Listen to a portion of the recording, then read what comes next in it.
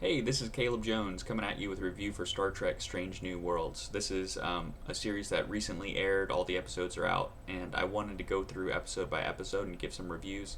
Um, I am very. I didn't have very high expectations coming into the first episode because when I watched season one of Picard, I really didn't like it or enjoy it, and I avoided season two entirely. But I heard that Captain Pike was the saving grace of Star Trek Discovery, that the actor who plays Pike, who I can't remember off the top of my head, did an extraordinary job fleshing out the character. And I also heard from the cast and crew of the show that they were going to be going back to more of an episodic, more episodic storytelling, which is something that old Trek did as well, and that they were going to try to make it more of a positive show. Now they didn't do perfect on, fulfilling their promises, but I will say the tone of the show overall was far more positive and kind of encouraging than New Trek normally is. So basically, the plot of the episode, and again, I'm going to be getting into spoilers here. The plot of the episode revolves around the USS Archer going missing. Basically, Una, who's the captain's first officer on the USS Archer whenever it went missing, and so Captain Pike, who's reluctant to go back to Starfleet after seeing his future where he dies, um, is is called into action again, and basically heads out on the Enterprise to go to the planet and see what's going on. Um, and what we figure out is going on is the civilization is actually pre-warp, but they got data from the Discovery that helped them to reverse engineer and make a warp bomb, and they planned on using it on the planet to kill the dissidents. So Pike and Laron and Spock end up going to the planet, and they basically break into a facility to break out Una and the two astrophysicists. But it goes awry whenever they're captured. So one of my favorite scenes, basically where Pike reveals that the Enterprise is in orbit, that he holds the big stick, and he kind of like strong arms the government to let him speak. And he talks about how World War III destroyed Earth and how he didn't want their civilization to fall just because of the advent of a new weapon. And basically, they listen, they become part of the Federation, and the crew of the Enterprise gets off scot-free. Um, there was two subplots. There was a subplot where, and again, Star Trek a lot of times will have an A plot, a B plot, and a C plot. The B plot involved it involved Laron basically lying to Pike about her past, and then Pike figuring out about it. And it actually had a good resolution where Pike says, "I want you on my crew, but you're gonna have to develop and grow more."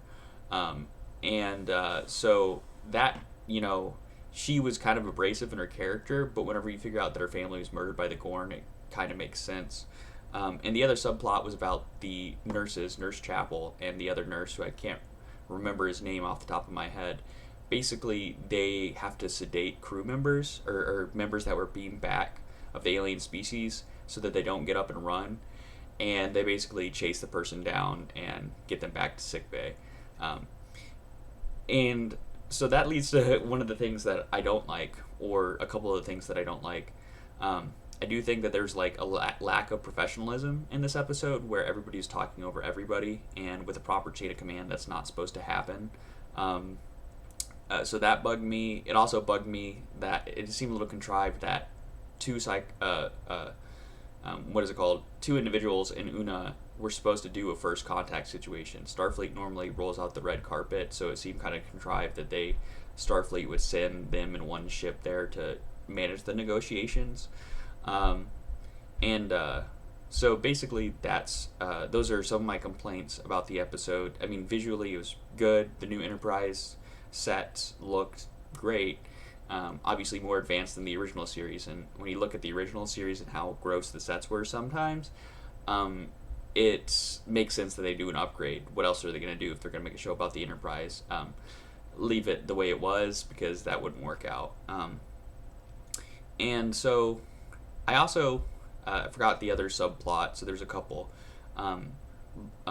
T'Pring and Spock basically she promises that she's going to marry Spock. And this also, well, I'll get into the things I like and the things I don't like. So, as far as things I don't like, I think it was really a violation of canon to have T'Pring and Spock basically just go at it and like want to have sex, because Vulcan culture, basically with the Pon farr, it's every 7 years that an individual who has to, because of biology, will go home to Vulcan and mate.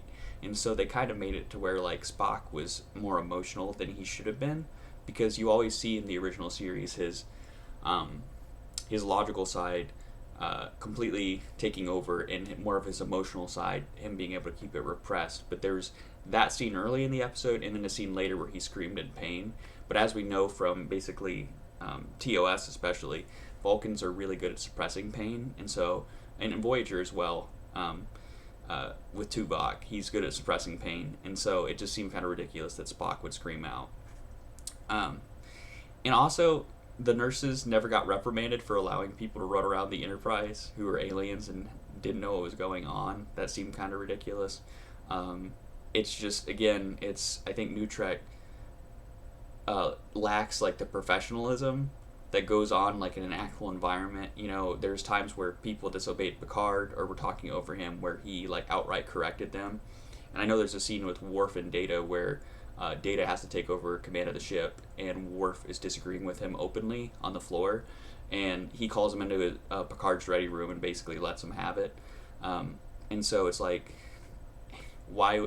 I understand Pike's like a different kind of captain, but still, why would you have him allow stuff like that to go on the Enterprise? It just makes him look incompetent.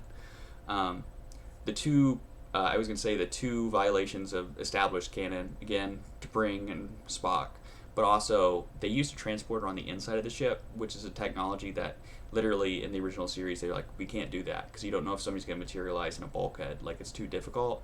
But they brought in like an emergency medical transporter, which is, I mean, it sounds cool, but it definitely wouldn't have existed in the TOS era. Overall, it was a okay episode. You know, for a pilot, it's mid-tier Trek. I would give it a 7 out of 10. I know that in my heart, I love the TOS, pilot episode, but at the same time, I understand, like, it's not great. It's just more, I hold TOS in my heart, you know? So, again, 7 out of 10. If they basically ramp up kind of like Pike's command and allow him to make more decisions and to control and manage his crew better, I think I'll enjoy it a little bit better. And if the writing can stay mature, because there was a scene that really stuck out like a sore thumb, where Uhura basically says, "This is so cool," and it's like, you didn't have to say that. Why did you say that? Basically, 7 out of 10. I can't recommend it yet, but if you'd like to see more Star Trek reviews, just remember to like and subscribe to my channel, because they'll be coming out every week. So hopefully I'll get you the recommendation in the second episode. I'll be able to say, hey, stay away or keep watching. But again, remember to like, comment, and subscribe to the channel, and I hope you enjoyed this content.